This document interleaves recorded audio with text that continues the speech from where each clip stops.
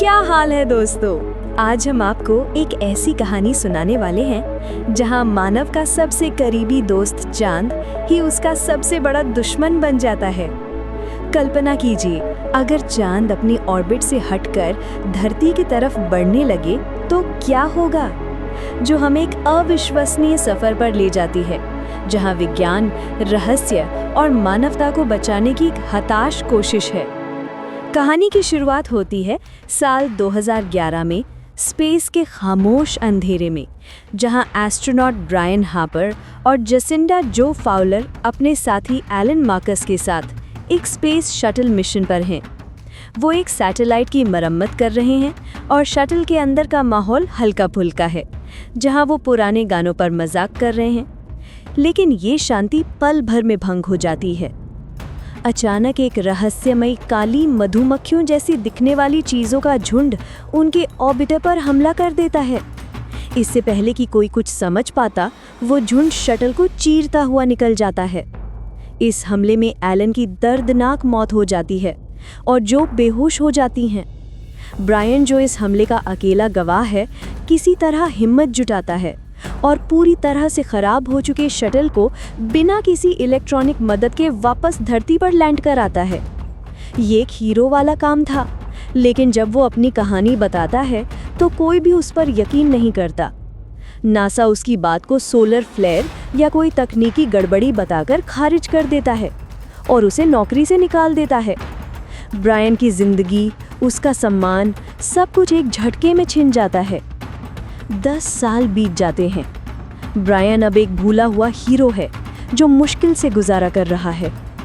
अब कहानी में एंट्री होती है केसी हाउसमैन की। केसी एक कॉन्स्पिरेसी थियोरिस्ट है जिसे दुनिया पागल समझती है। उसका मानना है कि चांद कोई प्राकृतिक उपग्रह नहीं, बल्कि एक आर्टिफिशियल मेगा स्ट्रक्चर है, यानी किसी ने इसे बनाया है। केसी एक फास्ट फूड जॉइंट पर काम करता है और अपनी बीमार माँ की देखभाल करता है, लेकिन उसका जुनून चांद के रहस्यों को सुलझाना है।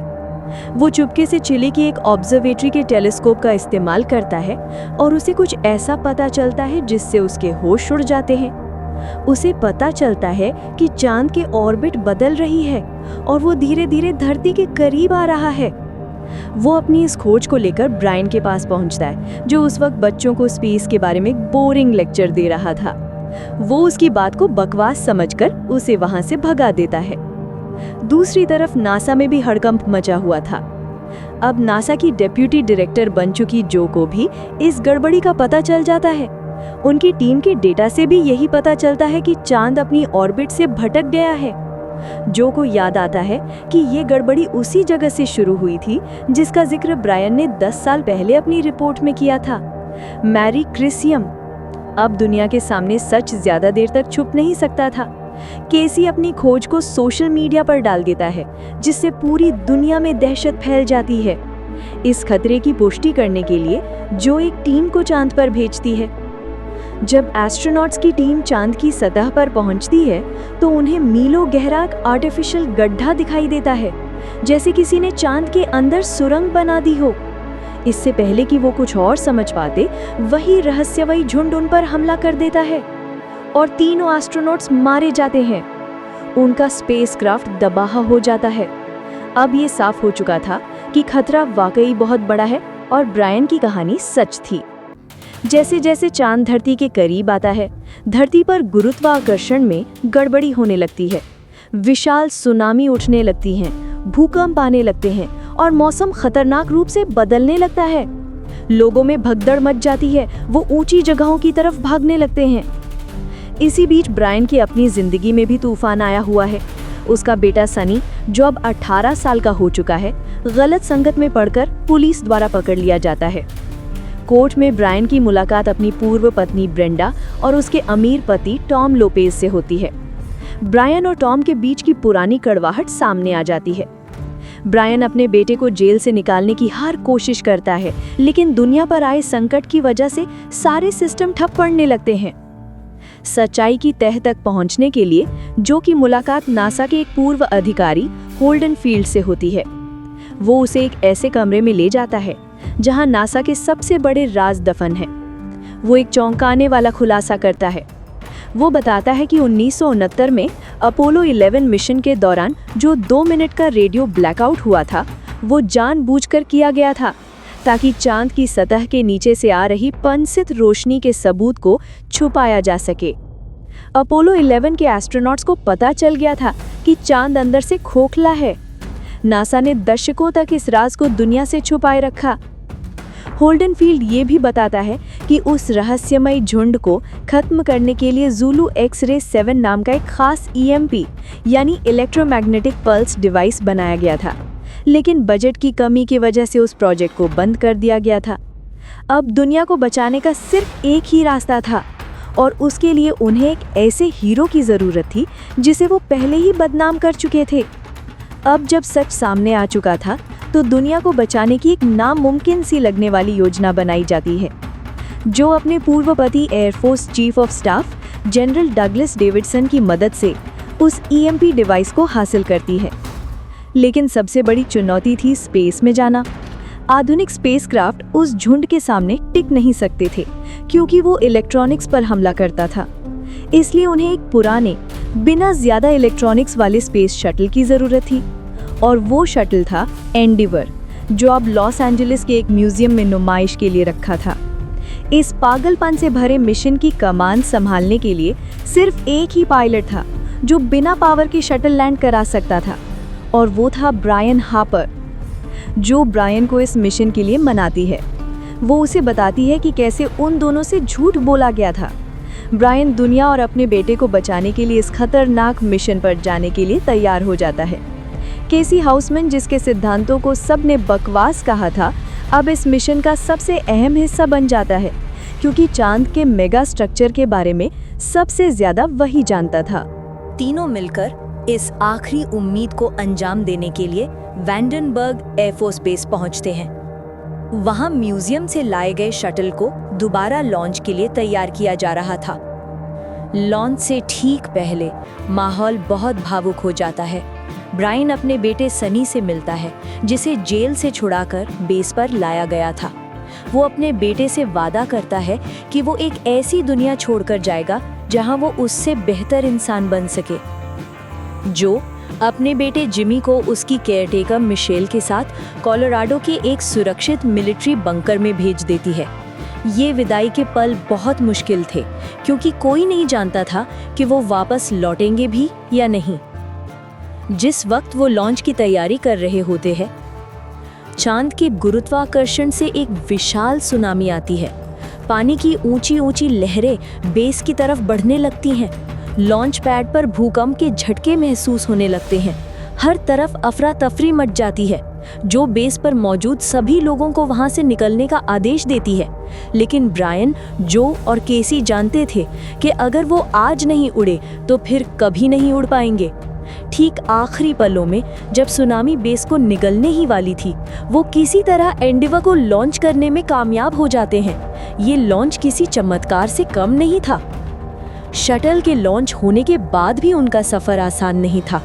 एक बूस्टर में खराबी आ जाती है, जिससे शटल कंट्रोल से बाहर होने लगता है, लेकिन ब्रायन अपनी पायलटिंग स्किल से उसे संभाल लेता है।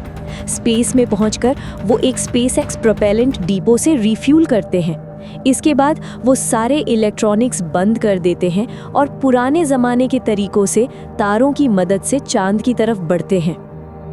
उधर धरती पर हालात बद से बदतर होते जा रहे थे। चांद के करीब आने से धरती का वायुमंडल खींच रहा था, जिससे ऑक्सीजन का लेवल खतरनाक रूप से कम होने लगा था। सनी, जिमी और मिशेल ब्रेंडा के और उसके परिवार के साथ कोलोराडो के उस मिलिट्री बंकर तक पहुंचने की कोशिश कर रहे थे। रास्ते में उन्हें लुटेरों का सामना करना पड़ता है, लेकिन वो किसी तरह बच निकलते हैं। ऑक्सीजन की कमी के कारण ब्रेंडा के पति टॉम की सबसे छोटी बेटी की हालत बिगड़ने लगती है। अपनी बेटी को बचाने के लिए घायल टॉम उसे अपना ऑक्सीजन मास्क दे देता है और खुद दम घुटने से मर जाता है। ये बलिदान दिखाता है कि इस तबाही में इंसानियत अब भी जिंदा थी। स्पेस में ब्रायन, जो और केसी आखिरकार चांद के अंदर उस रहस्यमय गड्ढे में पहुंचते हैं, और जो वो देखते हैं वो उनकी कल्पना से भी परे था। चांद के अंदर का नज़ारा किसी दूसरी दुनिया का था। वो कोई चट्टानी गोला नहीं बल्कि एक विशाल खोखला डायसन स्फीयर था, जिसके केंद्र में एक सफ़ेद बौना तारा उसे अरबों सालों से ऊर्जा दे रहा था। ये एक ऐसी टेक्नोलॉजी थी जिसे मानवों ने कभी सपने में भी नहीं सोचा था। दीवारों पर बनी जटिल संरचनाएं किसी प्राचीन और उन्नत सभ्यता की कहानी कह रही थी। वहाँ डायसन स्फीयर का ऑपरेटिंग सिस्टम सीधे ब्रायन के दिमाग से संपर्क करता है और उसे मानवता और चांद का असली सच बताता है। वो बताता है कि अरबों साल पहले मानवों के पूर्वज एक बहुत ही ज़्यादा तकनीकी रूप से उन्नत सभ्यता थे। उन्होंने अपने सेवा के लिए एआई झुंड बनाया था, लेकिन वो एआई सेल्फ अवेयर हो गया, यानी उसमें खुद की चेतना आ गई और वो बागी हो गया। उसने अपने बनाने वालों को ही ख़त्म कर दिया। उन उन्नत मानवों ने खुद को बचाने के लिए चांद को एक इंटरस्टेलर आर्क के रूप में बनाया था, एक तरह का विशाल जहाज, ताकि वो एक नया घर बसा सके। उन्होंने ही धरती का निर्माण किया और उस पर जीवन की शुरुआत की। लेकिन वो दुष्ट एआई झुंड ने उन्हें यहाँ भी ढूंढ निकाला और वो चांद के पावर सोर्स को ख़त्म करने लगा, जिसकी वजह से चांद धरती की तरफ गिरने लगा। ये सच जानने के बाद अब मिशन और भी ज़रूरी हो गया था। उन्हें न सिर्फ धरती को बल्कि मानवों के असली इतिहास को भी बचाना था। लेकिन एक और खतरा उनका इंतजार कर रहा था। धरती पर अमेरिकी राष्ट्रपति ने चांद पर परमाणु हमले का आदेश दे दिया। जनरल डेविड डेविसन इस आदेश को मानने से इनकार कर देता है, लेकिन तभी मलबा गिरने से उनका बंकर तबाह हो जाता है। अब सारी उम्मीदें सिर्फ उन तीनों पर टिकी थी। जैसे ही वो इलेक्ट्रॉनिक्स ऑन करते हैं, एआई झुंड उनकी तरफ खिंचा चला आता है। ब्रायन और जो को पता चलता है कि एआई झुंड सिर्फ उन्हीं इलेक्ट्रॉनिक चीज़ों पर हमला करता है जिनके आसपास कोई जैविक जीवन यानी मानव हो। उन्हें उसे ईएमपी डिवाइस से ख़त्म करना था, लेकिन झुंड सीधे उनके स्पेसक्राफ्ट की तरफ आ रहा था। तभी केसी हाउसमैन एक ऐसा फैसला लेता है जो सबको चौंका देता है। वो कहता है कि किसी को झुंड का ध्यान भटकाना होगा। वो खुद को बलिदान करने का फैसला करता है।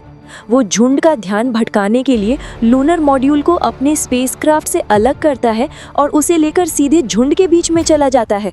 अपने आखिरी पलों में वो मजाक करता है कि वो कोई असली डॉक्टर नहीं है। जैसे ही झुंड उसे चारों तरफ से घेर लेता है, केसी ईएमपी डिवाइस में विस्फोट कर देता है। एक जोरदार धमाके के साथ पूरा झुंड हमेशा के लिए खत्म हो जाता है। केसी हाउसमैन, जिसे दुनिया पागल समझती थी, उसने पूरी दुनिया को बचाने के लिए अपनी जान दे दी थी। उसका बलिदान व्यर्थ नहीं जाता। चांद की शक्ति बहाल हो जाती है और वो धीरे धीरे अपनी सामान्य ऑर्बिट में वापस लौटने लगता है। लेकिन अब वो पहले जैसा नहीं था। उसके बाहरी चट्टानी हिस्से टूट चुके थे और अंदर का अद्भुत मेगा स्ट्रक्चर अब साफ दिखाई दे रहा था, जो मानवों के लिए एक नई उम्मीद की तरह चमक रहा था। ब्रायन और जो सुरक्षित धरती पर लौट आते हैं। वहाँ सनी, जिमी और मिशेल भी कोलोराडो के बंकर तक पहुँचने में कामयाब रहे थे। ब्रायन और जो का उनके परिवारों से मिलना एक बहुत ही भावुक पल था। उन्होंने न सिर्फ दुनिया को बचाया था, बल्कि अपने बिखरे हुए रिश्तों को भी एक नया मौका दिया था। लेकिन कहानी यहाँ खत्म नहीं होती। आखिर में हम देखते हैं कि चांद के ऑपरेटिंग सिस्टम ने केसी की चेतना को डिजिटल रूप में फिर से बना दिया था। चांद के एआई ने केसी को उसकी प्यारी बिल्ली और माँ के रूप में दिखाई दिया और कहा कि जो तुम चाहते थे वही हुआ, अब तुम चांद का एक हिस्सा हो। और फिर वो कहता है कि अब उन्हें शुरू करना होगा। ये अंत एक नई शुरुआत का संकेत देता है, शायद मानवों और उस उन्नत एआई के बीच एक नए रिश्ते की और एक नए भविष्य की शुरुआत का। तो दोस्तों, ये थी एक ऐसी कहानी जो हमें बताती है कि जब मानवता पर सबसे बड़ा खतरा आता है तो कुछ साधारण लोग भी असाधारण हीरो बन सकते हैं। ये कहानी दोस्ती, बलिदान और उम्मीद की एक शानदार मिसाल है। अगर आपको हमारा ये डिटेल्ड एक्सप्लेनेशन पसंद आया हो तो इस वीडियो को लाइक दें, अपने दोस्तों के साथ शेयर करें, कमेंट्स करें और हाँ, हमारे चैनल मूवी हिट एक्सप्लेन को सब्सक्राइब करना बिल्कुल मत भूलिएगा। मिलते हैं अगली वीडियो में अलग कहानी के साथ।